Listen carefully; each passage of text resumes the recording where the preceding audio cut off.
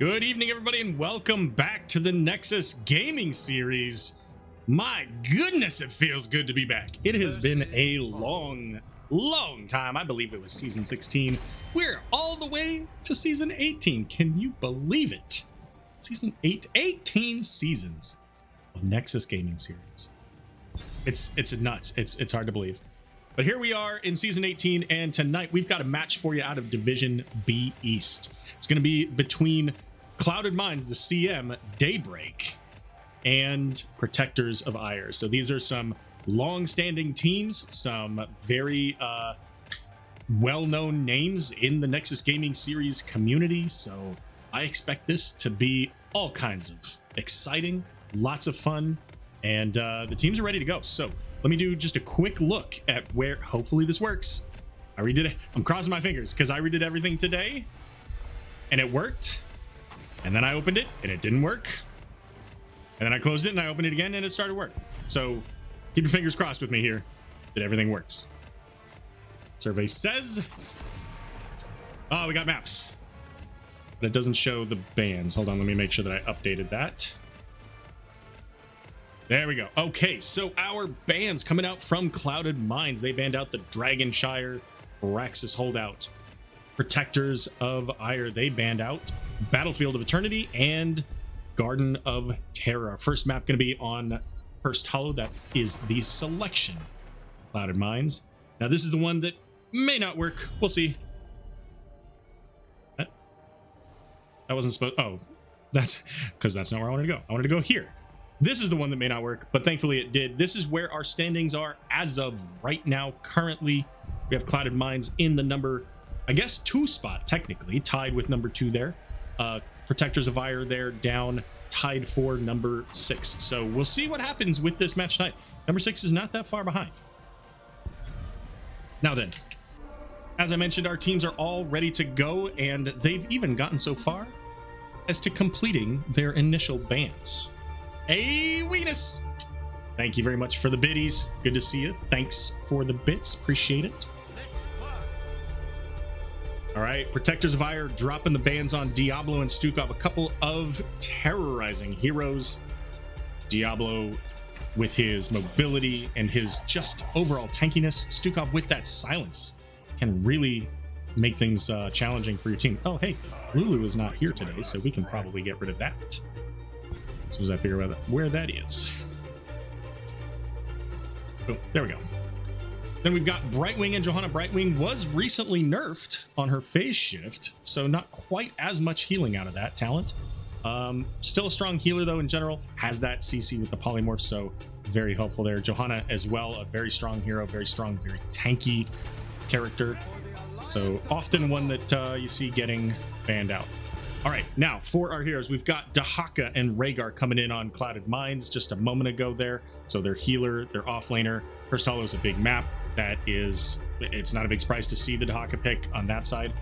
On the flip side, you've got Falstad coming in for Orion.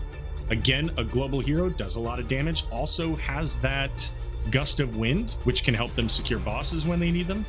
And even just, yeah, exactly. And just to lock down heroes, especially that late game 20 Gust of Wind wind tunnel, pushing a group of heroes into a corner can really flip the entire game at that moment. Muradin, Anduin, a standard pair. You've got that Muradin jump coming in with the light bomb from Anduin. So really strong frontliner with a very consistent healer. We're going to get rid of Anubrak, so maybe we see a Might of Stormwind coming out from Anduin. Anubrak able to isolate one character, maybe the Muradin who tries to jump in gets Cocoon. Zeratul on the other side, so no, we're not going to see any of the Void Prison potential shenanigans there. Aura picking up the Sylvanas and Blaze there for our main tank, Tempest. I'm assuming that's going to be a main tank. I'm assuming we're not going to have 3 frontliners, but you never know.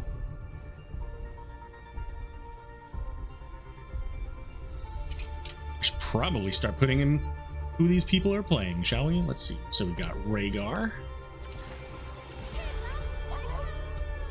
Tracer coming in. There's a fun hero. Very mobile along with that Muradin. Falstad, both pretty mobile to go along with her. Hogger as well can be pretty mobile. So this is a pretty like a lot of utility for this team to be able to get around where they want to be. There's not really any hero on the side of Daybreak yet that really is all that concerned about it. Sylvanas, really the one backliner, can get away from a lot with her mobility as well. But it's going to be Venus with Tychus coming in at the end. Tychus doesn't have as much mobility, so that might be their, go-to target, but he can be a little tanky too, so we'll see how that turns out. And let me just fix up heroes here. Hopefully the player pop-ups all work. Oh no, there's no Redbeard. Sergeant Scoops is Anduin. Hey guys, go figure that Tracer is playing Tracer. Okay. Who's the other one? Who am I missing? Tracer, the offlane, Hogger. The sound one is Hogger. All set. Ladies and gentlemen, welcome to the game. Does it work? It works! You love to see it. And does that get rid of chat? It does get rid of chat. Thank you very much. All right, on the left, it's going to be Clouded Minds Daybreak. We got Venus playing the Tychus, MVP on the Dahaka, Tempest Check there on the Blaze Aura on Sylvanas, Rackham playing the Rhaegar. And off to the right, Protectors of Aiur coming in. We got Orion playing the Falstad, Ecliptic Tech on the Muradin. Tracer going to be playing the Tracer. We got Sergeant Scoops there playing the Anduin, got his sword out. And the Sound 51 going to be on that Hogger. So Vision picked up on the side of Protector of Aiur, and a little bit of a kind of a waiting game, seeing what's going to take place here in the middle. No Sylvanas cheese. We do see the Muradin kind of expecting that, but instead, oh my goodness, the waiting bush gets the Tracer. They get that drag out there and a quick burn on that hero. You don't have a lot of time to take out a Tracer, but they didn't need it, having everybody right there in that bush just waiting. Quick kill there in favor of Clouded Minds. All right, thank you very much, Azanti. Welcome to the stream. Enjoy your class. Not that you can hear me, but when you see this later, if you see this later, of course. We see the movement ping calling out that they're on their way, and Anduin's going to get the save there on Hogger, making sure to use that leap of faith. Let's take a look at our talents here. Put those up for you to watch as Hogger's going to head over, start working on the Bruiser Camp. We do see the first tribute is going to be up here in the top half of the map. Coming in about a minute as Tychus working on the Siege Giants. So both of these teams are working on these camps to send them out early, and then likely we'll work on the bottom camps to send those out when the tribute is up at the top. That way they can get their time in the fight, hopefully get that first tribute. And of course, down in the bottom lane, we see the Falstad versus Dahaka. This is the matchup of the globals. And in this matchup, in a way, Dahaka has a little bit of an advantage over the Falstad. Falstad doesn't have the range to fly anywhere he wants to on the map at any given moment. He can get pretty close. He could get from that bottom lane to that middle, but his bird just doesn't quite have the oomph to make it all the way to the top. Meanwhile, Dahaka, he can get anywhere there's a bush, and there's a lot of bush on this map. So there are those camps. Siege camp coming down. We see it right here in the bottom lane. Tychus is going to come down, pick up that XP, maybe try to look at clearing up this camp and helping to catch an unconcerned Falstad, but Falstad was like, I don't know about all this. This looks a little risky to me. Big stun coming out as Muradin is going to get out of there with his Dwarf Toss. A little bit of push value. The goal here in mid, 3-2. Muradin falling a little bit low there. He's always got that ability to get that second wind value.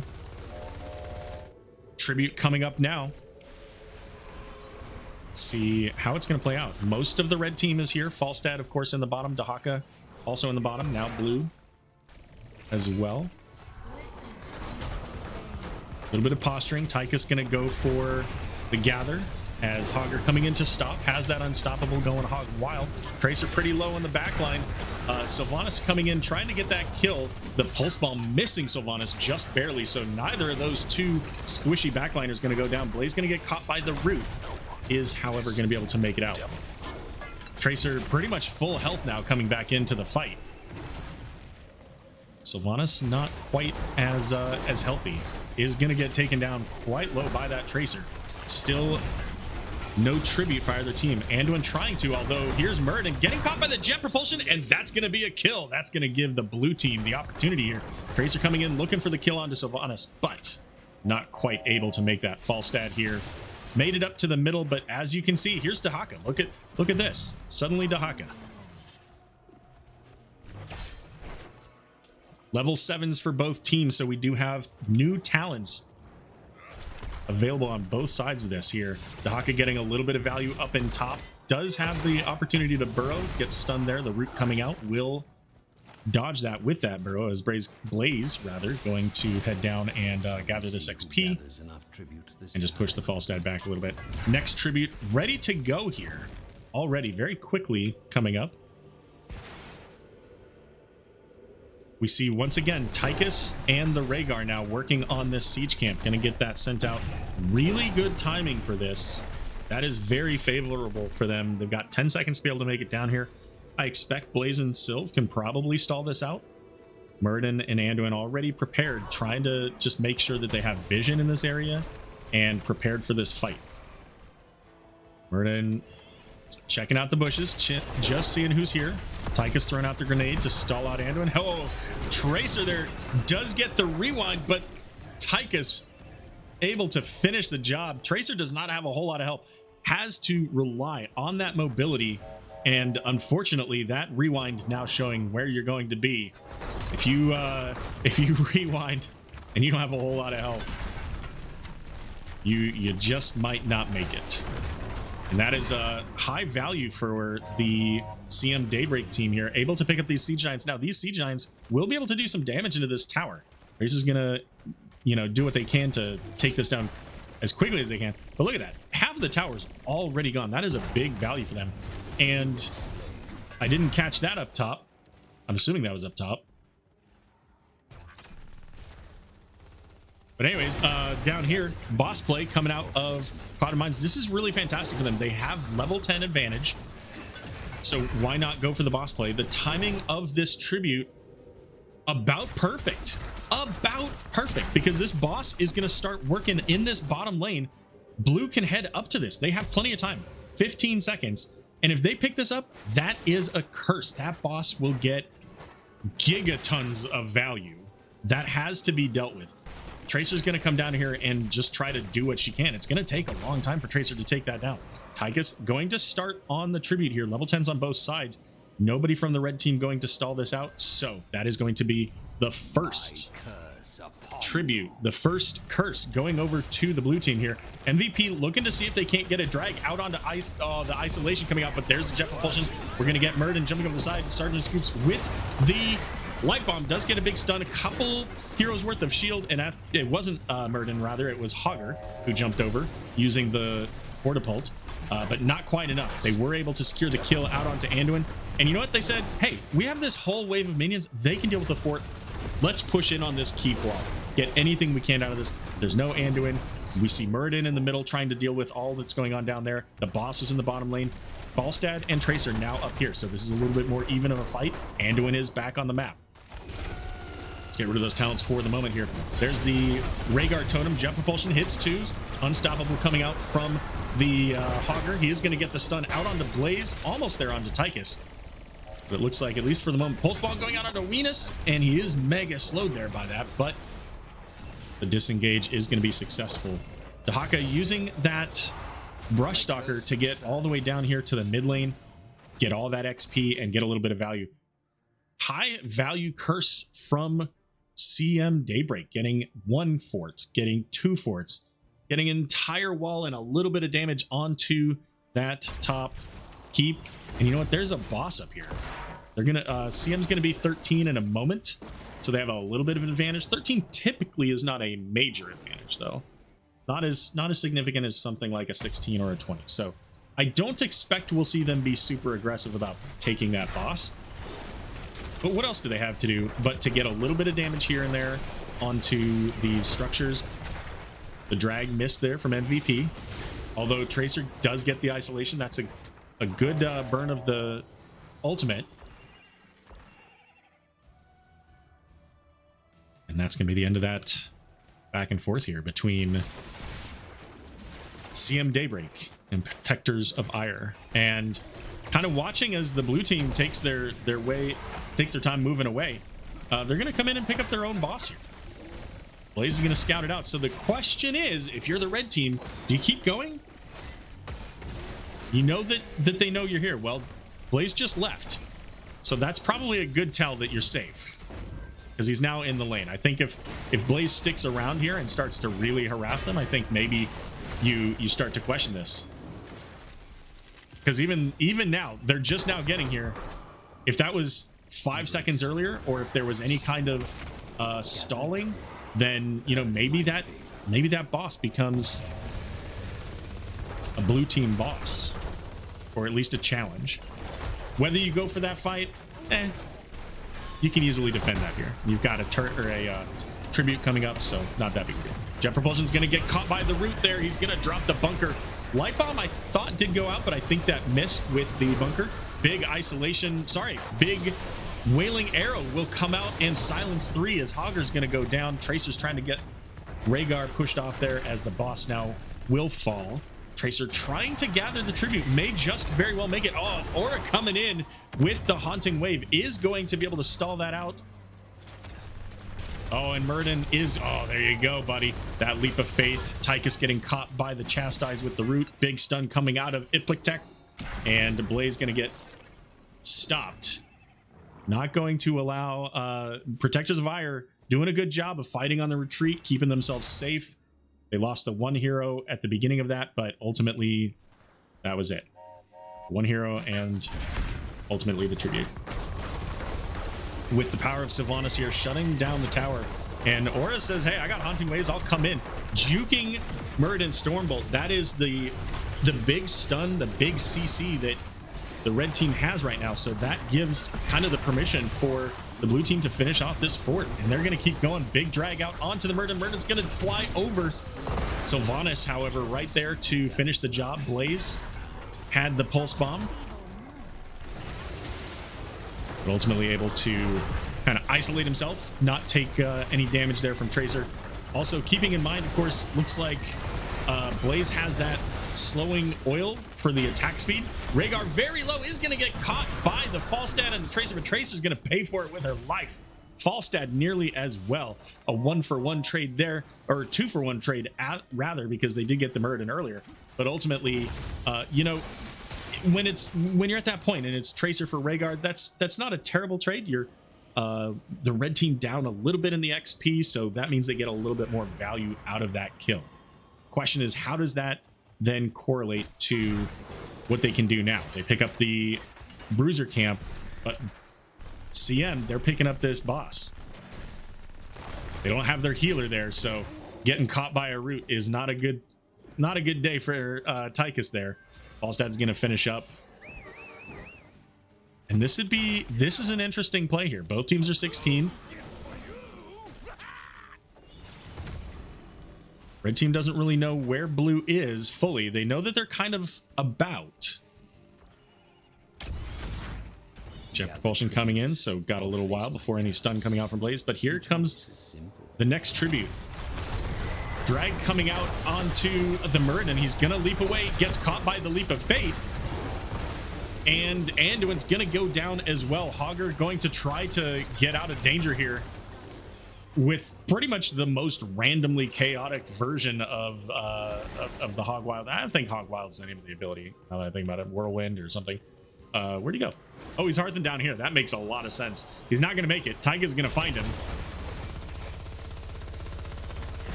No, I was gonna say there's no way he makes it out of that, right? Well, blue team picks up the next tribute and their second curse of the game. Tracer's gonna Hearth back, cleared up the minion wave up top there. Does Tracer make it out, or does Dahaka? No, Dahaka manages to get that with the extended range on the drag. Tracer using the blinks to get out of a dangerous position there.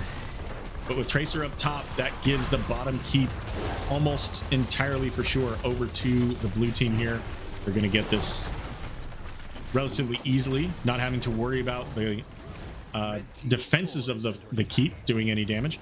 Mid fort went down, of course, so that gives another potential keep here. This mid lane keep. Blaze and Tychus a little bit isolated. What a blink, juking the jet propulsion there. Another blink might keep Tracer alive, but it's just not quite enough. Falstad with the mighty gust just a moment too late, so Tracer will go down there. Some really fantastic plays there, trying to get out of some danger, but ultimately just too much that they could not defend against. Venus nearly catching the death from the core, thanks to that 75 armor reduction.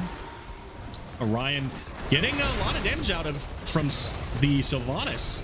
Gonna have to pull back.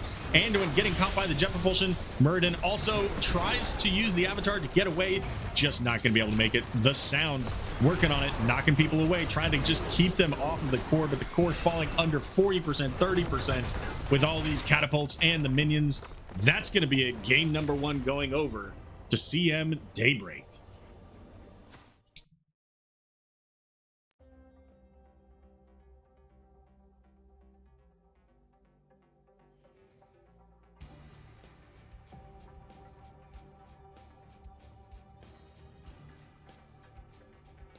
Wait a minute. This doesn't have the stats. Let's see if I can fix that real quick. Don't know that I can.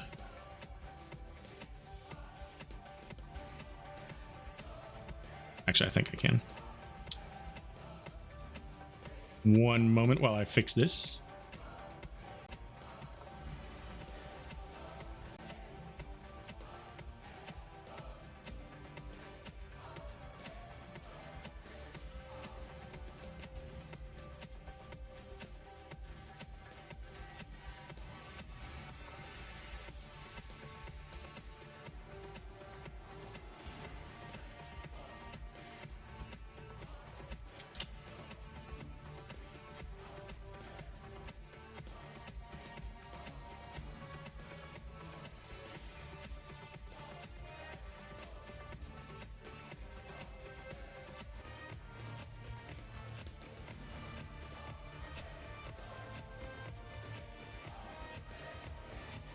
All right, let's see if this works. All right, that didn't work. Because of course it wouldn't. All right, well, so be it. There's your stats. You've been looking at that. Here's the talents.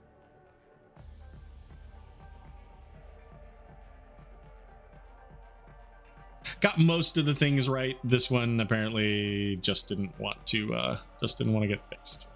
So be it. Alrighty, so we're going to take just a brief moment while we wait for the teams to let us know where they're going to go next. So we'll be right back.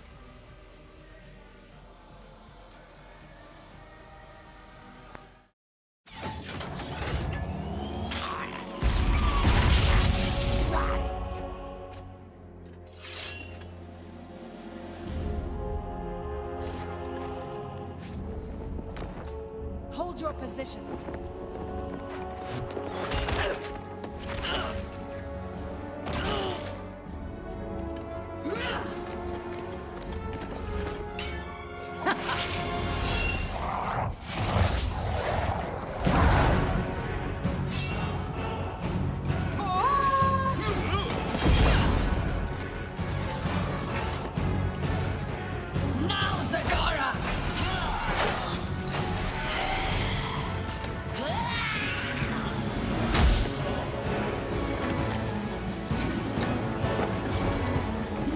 Resist the chill of death!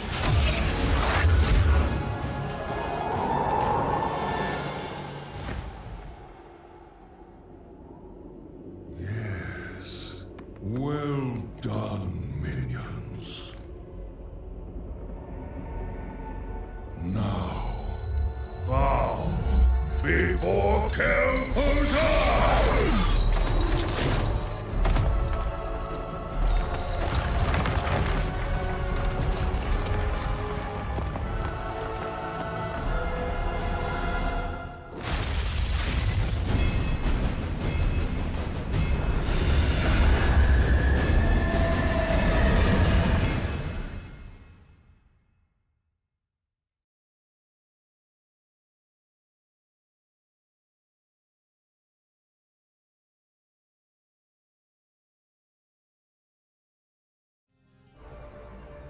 That's not the right one. Folks, it's like it's my first time doing this, you know? It's been a while, but so sometimes hitting the right buttons, hitting the right combination of buttons to come to the right screens and all that stuff is, you know, it takes a little bit. And I pay no attention to the screen behind the screen. All right, so we do have our next map. Let's check this out together, shall we?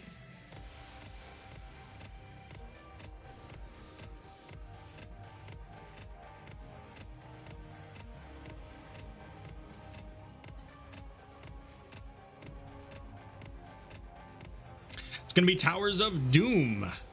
Towers of Doom, my favorite map. I love casting this map. I love playing this map. I love everything about this map. I like that it's got a unique quality about how the map is played. This is the selection of Clouded Mines, it looks like, as Protectors of Aiur going for that first pick. Just as a reminder, game number 1 there, Cursed Hollow, was played and won by, it was selected and won by Clouded Mines. The bans, the maps we're not going to see tonight, Dragonshire and Braxis Holdout, banned out by the blue team, CM Daybreak. Red team, they banned out Garden of Terror and Battlefield of Eternity. So those are the ones we're not getting.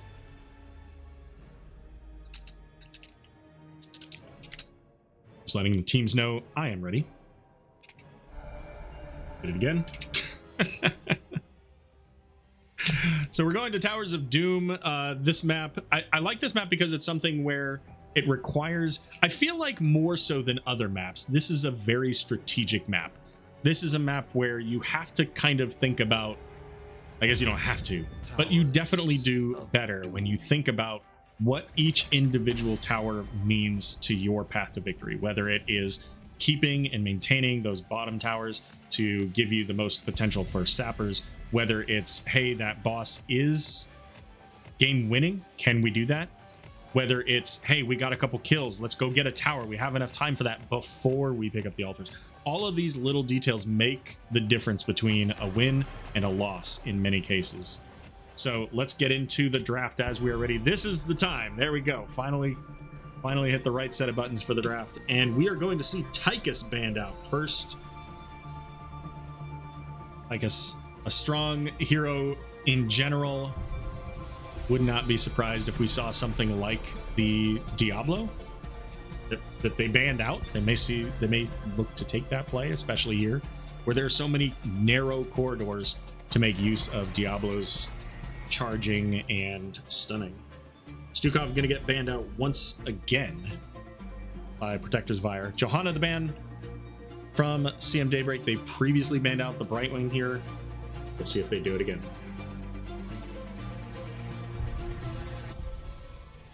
As far as from the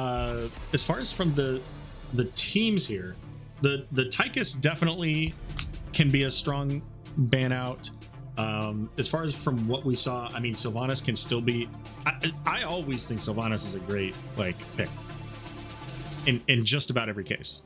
So if you have a really strong Sylvanas player, that can make it even more likely that you ban it. So on something like Towers of Doom, things are a little bit different. You don't lose those towers for eternity, but the towers are still critical. They are what determine your points. So it wouldn't surprise me to see something like that. We're gonna get an Anduin ban. Anduin was definitely crucial to the survivability of Protectors of Aiur. It felt like they had difficulties taking full advantage of Anduin's kit for the team that they were facing against, the combination of what they were facing. So there's the Anub'arak and Sylvanas. There you go. Another way to ban something is take it for yourself. The Anub'arak, of course, was banned out last game, so getting picked up here this time. Once again, the Dahaka and the Rhaegar coming out from CM Daybreak, basically saying if it's not broke, don't fix it. Anub'arak, another hero kind of like the Murden that's able to get into or out of dangerous places. So a very similar role, has multiple stuns as well as the cocoon, so a lot of CC potential. Sylvanas also has either the mind control or the wailing arrow, or the silence, or, you know, isolating hero, forcing them to come back into you. So a lot of potential between that. Of course, we saw Anduin's roots. Garrosh going to be the ban here, coming from Protectors of Aiur.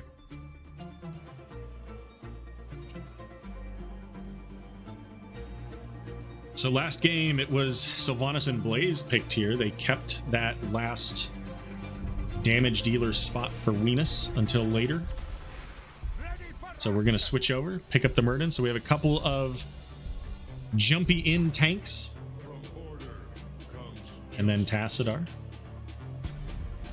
So Tassadar can be kind of a pain in the neck for somebody like Anub'arak, depending on how they choose to play.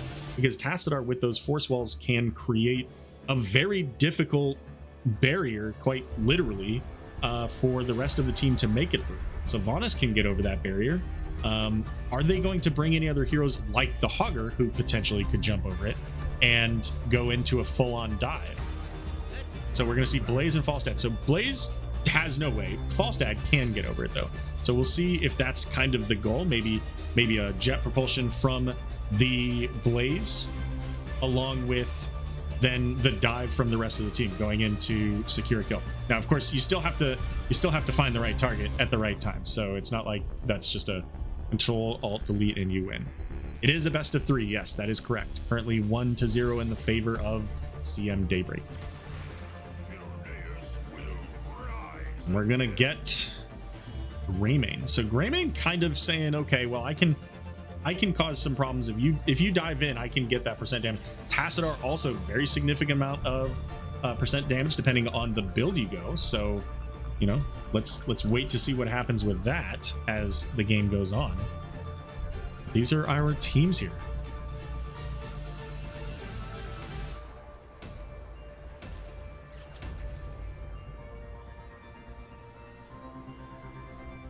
As we get ready for the game to load, why don't I show you guys a quick thing about NGS and the Patreon.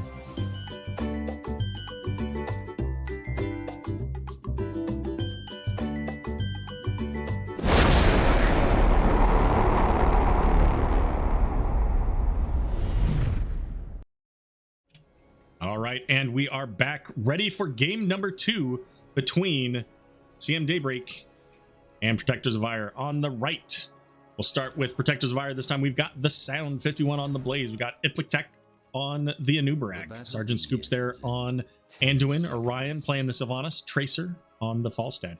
That might get a little bit challenging to say, but we'll get through it. On the left, it's CM Daybreak. We got Aura playing Tassadar. We got Venus on the Greymane. Rackham on the Rhaegar. MVP on the Dahaka. And Tempest Jet on Murden. So we are going to see here with the group, with Sylvanas heading down. We've got Sylvanas to shut down tower. We got the Anub'arak who has beetles, and the quick rotation coming out from the blue team saying, we're not going to let that happen. Root coming out, jumping over the wall was Tracer to make sure that they did not get hit by any kind of CCs with that Tassadar wall. Dyson Sphere, it is in fact the moistest of Venuses. Playing the Greymane. Oh, I saw a task wall there. Blaze versus the Dahaka up here in the top lane. getting a big stun out on the Dahaka, but it turns out, you know, not really any significant challenger. Sylvanas is going to work on getting that XP in the bottom lane, potentially pushing that lane up a little bit, maybe even preventing a little bit of XP from the blue team being able to pick it up. Both teams heading off to pick up their siege camp. Blue a little bit faster. They are then going to pick up their minion XP at the wall. We'll see how long it takes for this. Dahaka in a little bit of danger there, but ultimately is able to get out of that danger using a bit of speed from the Brush Stalker. A little bit of an invade here as Orion, very low, is not going to be able to get over that wall. Big jet propulsion coming in from the south is going to lock down to the Chastise as well. Another kill, make it 1 for 1 after that point, I guess. So 2 for 1 so far. Jet propulsion is going to lock down Tempest Jet. He's going to try to jump over the wall, but he's not going to make it. Another kill out onto the false stab, but can they get the kill onto Muradin? Sound trying to, Anduin trying to. They do get the kill. A jet propulsion coming out again, this time onto Aura. Everybody is so low. There goes the Greymane. There are just 2 heroes left on either side, but everybody is so very low that that's going to be at 3 kills apiece. But ultimately, the Sapper camp going to go over to the red team on that one. However, because of that fight, the blue team Sappers made it all the way. They got their wall. They got 1 tower down as well. Is that worth? Maybe. Rhaegar, however, going to get caught by the root. Muradin jumping in, trying to stall out. Rackham going to make it out of there with 45 health. Here comes Venus diving in out onto the Sylvanas. 1 Sapper makes it through. Tempest Jet very low. Did get the Shadow Dagger spread from Sylvanas, but is able to just make it out of danger and trigger that second wind.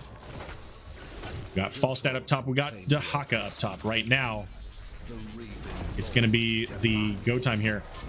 Blaze popping his auto attack and movement speed ability early there. Does get the jet propulsion onto the Tassadar in the back lane. Dahaka's here, gets the drag out, but Sylvanas going to be able to make it away. Sergeant Scoops coming in as well. Sorry, that's Tracer coming in on the false stab rather. Venus very low, Shadow Dagger again spreading. Tempest Jet is going to get the stun, I believe, out onto the Anubarak, but both of the tanks down. Pull coming out onto the Falstad, who's going to barrel roll away. It's going to be Greymane falling. Now the Sound caught by that barrier. Is there enough to get the last 100? Not quite. Sylvanas throwing out the stall. MVP making use of that Brush Stalker to keep the movement speed up. And Falstad's going to get the stall. It's going to be Anduin falling, though, chasing down the Dahaka, but Rackham very low. MVP, not a lot of mana, so doesn't have a whole lot of potential ability usage here. Trying to get the stall out onto the Falstad, but ultimately that's going to be going over to the red team? Question mark? Did they stop channeling? Big stun out on the Falstad. He's going to get the barrel roll away. And drag. Oh my goodness. Orion getting caught by that Dahaka. A little bit of damage going out. Not quite enough. Venus looking for it. Tempest Jet now still taking a little damage, so isn't getting the trigger of that second win. Sylvanas coming in is going to find the kill out onto Venus. Rackham now back, though. Gets that chain heal to heal up the blue team a little bit. Health bars on the red side, mostly fairly okay. Only the damage dealer is a little bit low. Rackham's going to charge in, does drop the totem, but turns out totem doesn't stop, and it's going to be 1 for 1 out of that trade. But ultimately, red team does succeed. They get the extra 4 points as we get to the 5-minute mark of the game. The boss making his way onto the map. The dreaded throw boss. And once again, Pumpkin Sappers, the name of this game. A little bit faster on the side of CM Daybreak. So we'll see. Are they going to make that play once again? A lot of the red team here now in range, so probably not ideal for the engage into the Sapper camp. And it looks like they will go ahead and let that one go. Very close game here. 6 kills to 7 XP, very close. Slight advantage over to the red team. Sappers getting 1 got through, 2 got through. They do manage to get the towers down. Now, keep in mind, Sylvanas here does have the Merc Queen talent as well. So that's an extra 60% additional damage if she's ever able to get those sappers through to a structure. That is a huge amount of damage. Sound making use of this, is it Adrenaline Rush? Adrenaline Stim Pack to get a lot of auto attack damage, push that minion wave down. However, gets caught by the barrier, big stun, Greymane diving in, another drag, basically just treating Blaze like they don't get to play this video game. Locking him down, securing with all of the damage abilities, and that's what you want. That's what you want your team to be able to do, to execute one after the other, get the damage. We see the defense call. They know that they're there. There's nowhere else for them to really be. 10s are now online for both teams, though. Drag coming out from MVP, not quite going to land. Murden's going to get caught in the cocoon, so they may try to stall this out. They do get the Divine Star. Orion coming into the backline, looking for Rhaegar, does get the stall, but does not engage in the attack. 5-on-5 here. Rackham is going to get the channel, though. So that is 4 points, evening the game up as Falstad heading back to get some health and mana, and 4 more points looking like it's going to happen for the blue team. And this is why I like this game. It's very back and forth, and you can see the back and forth potential in this game. Unlike other maps where you make some progress and you can slowly see that progress. We'll come back to that. Anduin's going to get caught by that drag. Light Bomb's going to come out. It's going to hit 4. That's a big shield there for Anduin. However, the Anubrak going to get caught by the barrier. Leap of Faith is going to pull him onto the correct side of the barrier, but it does not matter. The jump coming in. They get 2 kills for CM Daybreak. And I believe this is going to be, yeah, I was going to say, this is the fort call, right? You guys are definitely going for that. Blaze up in the top, making use of that time to pick up the sapper camp. Probably will get most of this wall with those, unless Dahaka is able to stall them out. That might actually, you know, it might not happen. See him taking their advantage. Now this is the big play, right? They're getting these sapper camps. Sappers now, thanks to this fort, sappers become points. If they make it across this red line, those sappers become damage off of the core. Watching this back and forth, it's so much fun. Here come the sappers. Blue team gonna try to protect them. It's not easy to do right at the line here. Getting stalled out by Sylvanas. Oh, the mind control is gonna get Murden. However, the light bomb a little bit too late to be able to lock him down in the death zone. It's not just the sappers when they go over there that causes death. Players going into the enemy death zone can also take a ton of damage. And that is all the sappers gone, but a big value there for the blue team as they are up 5-3 as far as towers. That's 5 points versus 3 points if these go 1-1. Dahaka kind of in the middle of everything here, but so is the Tassadar. So this is kind of an awkward place to be as a Tassadar. They do have their 13 talents. Tassadar is going to get caught by the jet propulsion, but Orion going to get taken out. Scoops goes into the bunker, comes out of the bunker, has almost no health. Tracer using the Falstad barrel roll, then realizes a moment later they can't really go through this fort, and that is probably a death on Falstad. So 3-0 in favor of CM Daybreak. Another 10 points coming off the core of Protectors of Aiur. Like all the others. I will not return to those wretched mines. Level 13 now here for Protectors of Aiur as well. And CM basically doing what we saw earlier when they took that bottom fort. They got some kills. Now they're taking advantage of that. They know that there's not a lot of defense to be had for this middle fort. Take this down. Probably not going to keep it for, you know, an extended period of time. But Blaze going with the jet propulsion does get caught by the barrier, having to take the long way around the fort, and ultimately that's another kill. That kill then slows things down a little bit for the team, but that also meant that Protectors of Aiur were able to pick up this bottom fort, take it back onto their side. Bottom's really the most critical fort on the map, so having that on your side is very helpful. It means that these pumpkin sappers are no longer going directly toward your core. You don't have to quite defend them as crucially, nor do you necessarily want them to just splash into this tower. So we'll see, how does this defense play out? Having Sylvanas helps because you can stall them on their way in. Bad time for that altar, though, if you are Protectors of Aiur.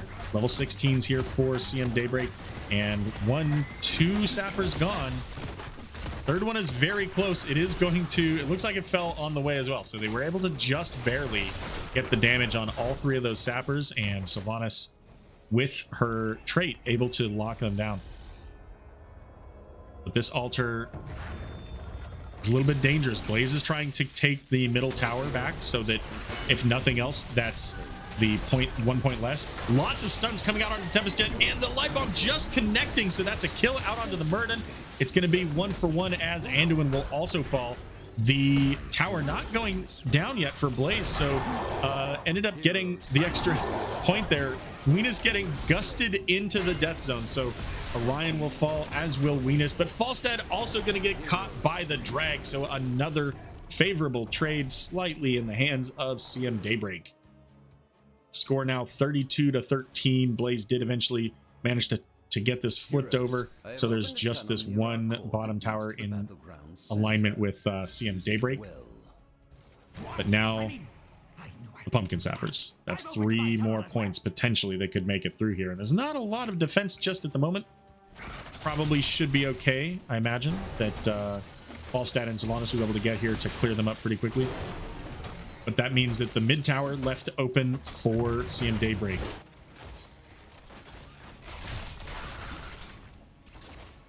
Blocking the sappers down here close to the tower, and ultimately really making the right decision, trying to pick this tower up. You can clear them with the sappers. Everybody kind of thinking, hey, we haven't seen them for a while. Is there a possibility that they might be on this boss? Well, the answer to that question, of course, is yes. And there's not really much that Protectors of Aiur are going to do about it at this point. So that's 4 more points in favor of CM Daybreak. This is a triple altar phase here. This would be a great time if they were able to get this. Sorry, I missed the Blaze, but there's no way that they don't get the Tassadar here. They have all of the CC, and there they go. So 1 for 1. Light Bomb's going to come out. It's just going to miss. Can they secure this kill onto the Dahaka? Well, Falstad's going to fly down to pick up the points because they really can't afford to just lose really any of these, right? 9 down to 4. That's any boss at any point in the game. So they managed to get 1, they managed to lose 1, and they managed to get the second one. So if you are Protectors of Aiur now, you are 1 boss away from the end of the game. It's very important now. You have to always be mindful of the timer of this boss, 4 minutes. You've got the mid tower coming over into your favor in a moment. Bottom lane's gonna have sappers. We got 40 seconds until the right side sappers as well. So Protectors of Aiur, they're getting close to that 20. If they can get to 20, so they made it past the triple altar phase. If they can get to 20, they start getting some really powerful ultimate upgrades. The mind control upgrade from Sylv, very short cooldown and isolates the vision. The wind tunnel coming from Falstad. Heck, even Anduin's level 20, depending on which route he goes with that, can be really significant as well. So Bunker giving you the additional armor. Like, there's a lot of potential that we see out of what they've got here. So it's just, they're just gotta hold on here. 20's coming up in just a moment for Clouded Minds. And you can see CM, they're kind of waiting for that. They've got the 20 now, so this is their opportunity. They've got mega advantage for the next 1 to 2 minutes. So this is their chance to be really aggressive.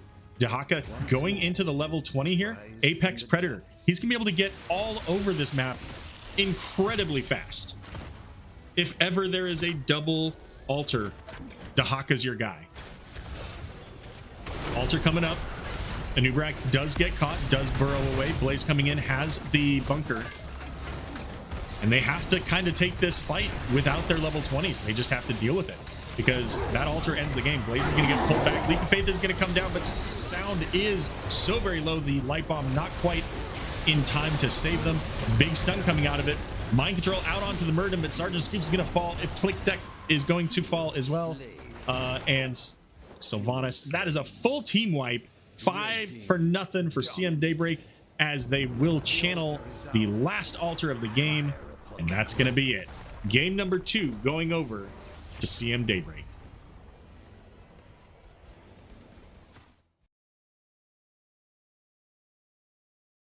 All right, we're going to go to the not stats page because it's just not going to show this. It'll show the stats. It's just not with the correct overlay. So you get all the chat as well. 22-10. The first game was 15-1. So definitely, that early game was very balanced. Protectors Vire putting in a good fight. Just once 10 came online, CM Daybreak, they were able to put the gas on and never really let go. So great showing here by CM Daybreak as they take 3 more points for the domination victory. With that, let's see.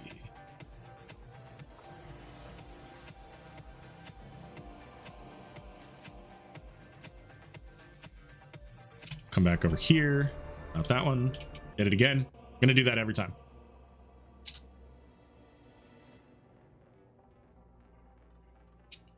Whoa.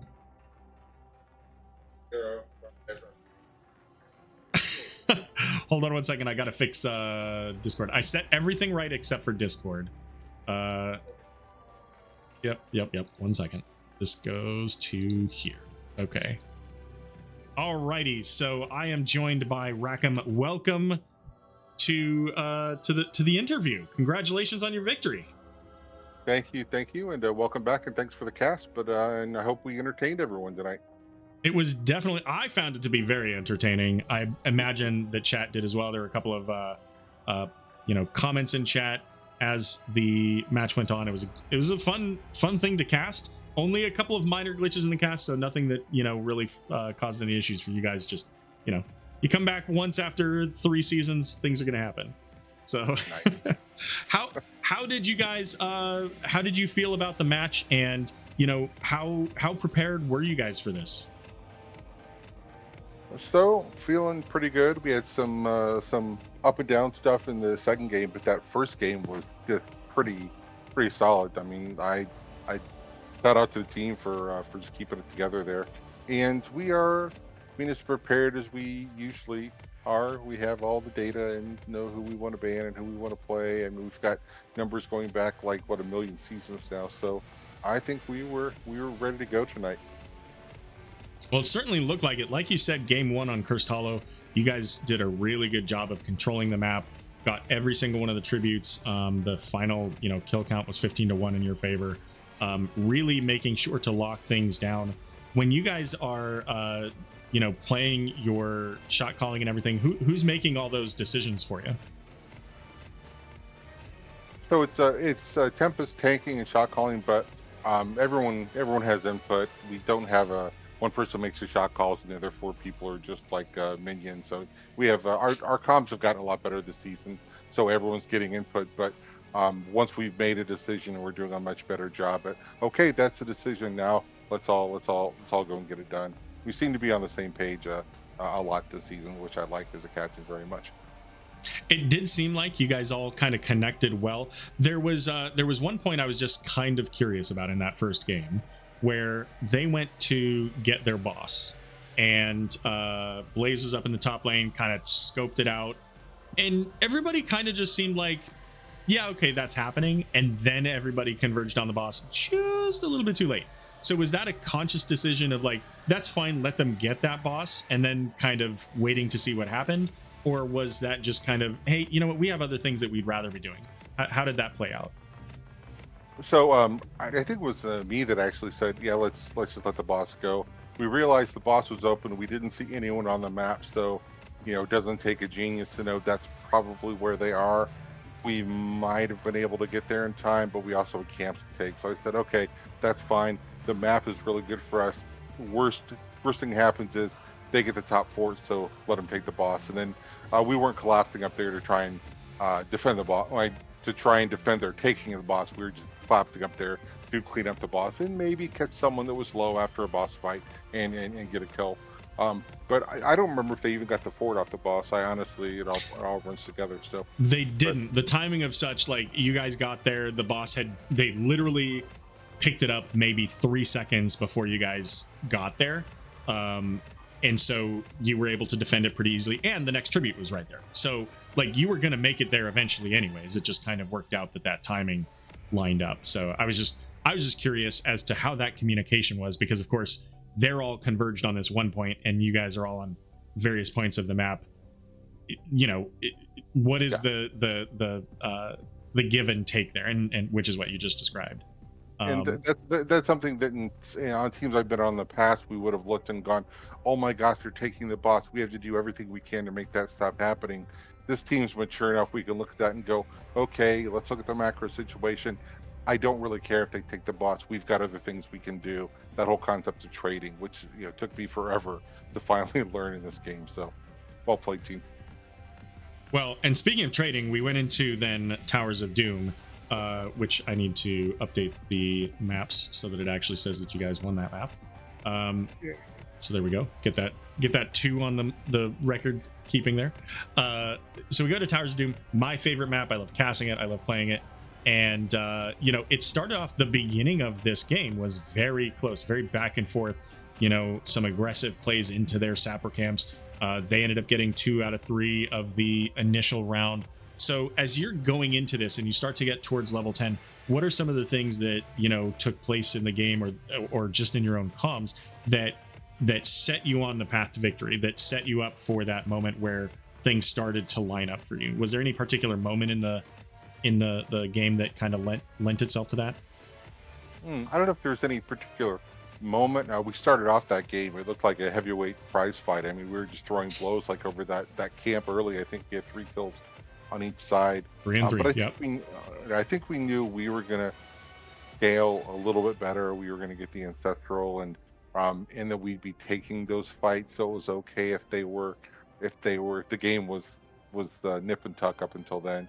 So I think it was just better waiting until we got heroics, and then everything came online, and then we were able to get a little bit of a lead, and I think we did a good job of kind of getting them running back and forth from tower to tower and taking them, and towards the end of the game we just had them on the ropes a little bit. So one of the things I thought you guys did showcase quite well in game 2 especially, but it came out in game 1 too, just game 1 was a little bit of a different game, but in game 2 you did especially well at, okay, we've won a fight. What does that mean for us? What long-term benefit are we going to get out of the fact that we have this advantage? We have this power play. How do we get the goal, right?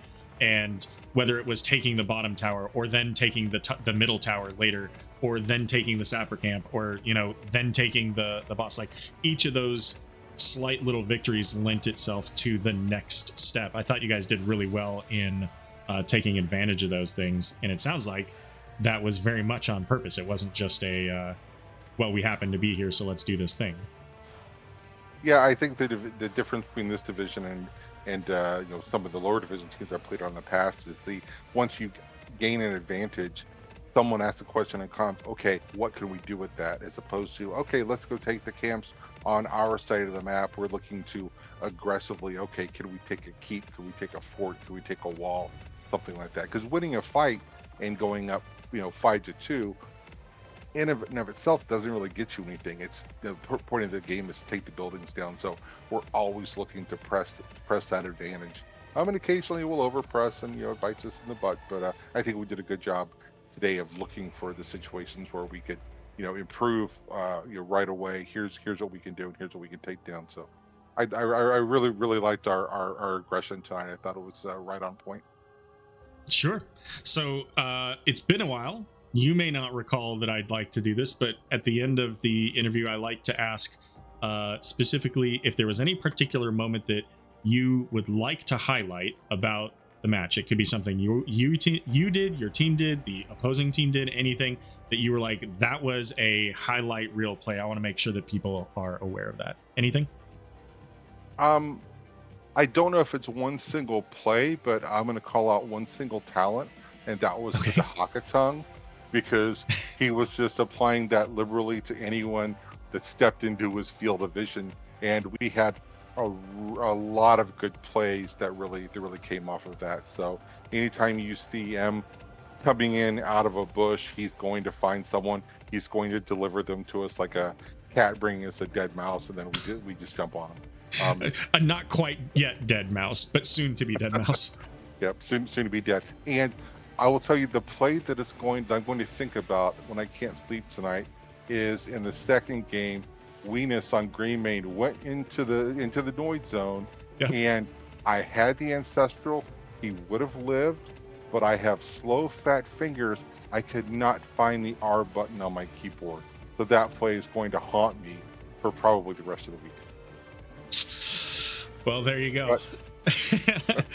not quite the goal of the highlight play, discussion, but I get it. I fully understand that. You make one play and you're like, I could have done that so much better. And but you know what? You got the victory. It's a 2-0 victory. You get 3 points out of it. So at the end of the day, that's a big win for you guys. So let's go ahead and wrap up. Any shout outs? Well, most importantly, shout out to our caster coming back after a long absence. It's good to see you back here. And shout out to Protectors of Aiur. They really put up a good fight tonight. It was a good game, and I think we entertained everyone. And shout out to my team. I think we played pretty well. And Aaron was supposed to be playing tonight, but we need to fill in for him. Aaron is sick, so hopefully he'll see the score. Then I'll make him feel a little bit better. And just shout out to you, the Twitch viewing public that came and cheered us on to victory. I guess we could do it without you, but it's more fun to do it with you guys here. So that is true. It is definitely more enjoyable when you have fans out in the audience cheering you on, and especially when you go back and get the chance to watch the video, watch the replay of how things went. You can kind of see some of the commentary from chat. When they're responding to things going on. And I do have to say, by the way, you mentioned about the Haka's tongues. I mostly missed, I kind of described at the beginning of Cursed Hollow kind of what things were going on there. So I mostly missed the absolute Control-Alt-Delete of Tracer at the beginning. But I do want to say that was a great play. That was the absolute danger bush. That was the Kaldor and Trixler like Dahaka Bush moment from the commercial they did so long ago. And so it was just funny to look up and say, oh look, Tracer's just dead. So good on you guys having that discipline to really make sure that those plays locked down. So congrats again. The Kaldor Trixler Bush commercial, that's a deep cut, and I really appreciate that. Well played, Aaron. Well played. Listen, I'm old school. Get off my lawn. All right, thanks, man. I didn't realize you got 4 points for a domination now. That's awesome. That would explain a little bit more. I was trying to figure out how the points were where they were on the standings. That makes a little bit more sense now. All right, thanks, everyone. Thanks, Rackham. Have a good one.